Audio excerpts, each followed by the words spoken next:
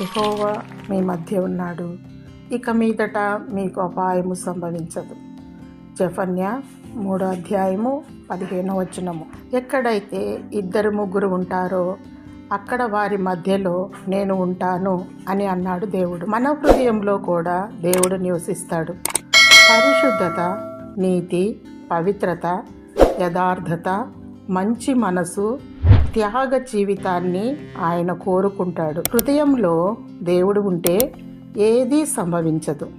ఒకవేళ ఏదైనా విపత్తు జరిగినా దేవుడు కాపాడుతాడు. తన కౌగిలిలో, తన రెక్కల చాటున నిన్ను భద్రపరుస్తాడు. ఏ అపాయము, కీడు సంభవించకుండా దేవుడు నిన్ను నిత్యము కాపాడునుగాక.